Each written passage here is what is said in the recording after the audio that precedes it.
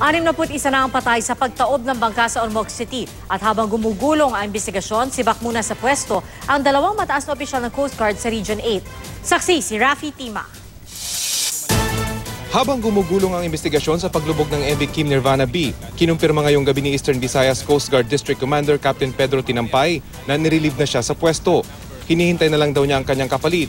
Kahapon, ipinag-utos ni Captain Tinampay ang pagpapatuloy ng search operation, bagamat umabot na sa mahigit 200 ang bilang ng sakay ng lumubog na bangka, malayo sa 187 na nakasulat sa manifesto. Dahil malapit lang yung incident sa pier, so scientifically din, dito lang siya, hindi siya lalayo kung mayroon mang lumulutang.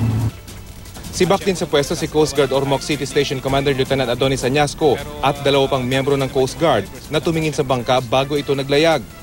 Ayon sa City Disaster Risk Reduction Office ng Ormoc, umakyat na sa 61 ang patay habang may 3 pang hinahanap.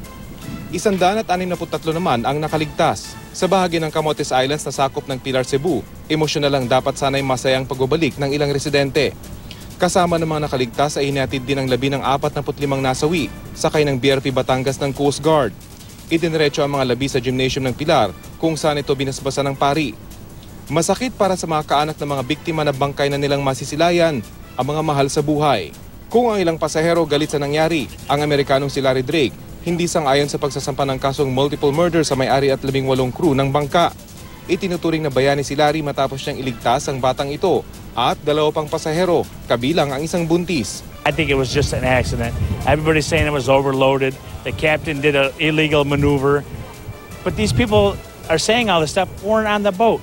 Nakasakay si Larry malapit sa kapitan kasama ang kanyang asawang Pilipina at biyanan na kapwa nakaligtas. Posible ang pagkabalian niya ng katig ang sanhi ng aksidente.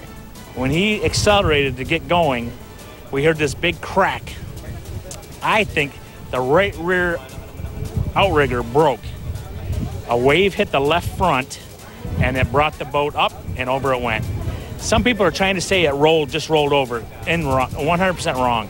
The front rose. The left front rose up and then it slammed upside down. Ito ang nabaling katig na siya ngayong isa sa sentro ng investigasyon. Sa laki ng bangkang ito at sa bigat ng dala nitong kargamento, dagdag pang bilang ng mga pasaherong lagpas sa kapasidad nito.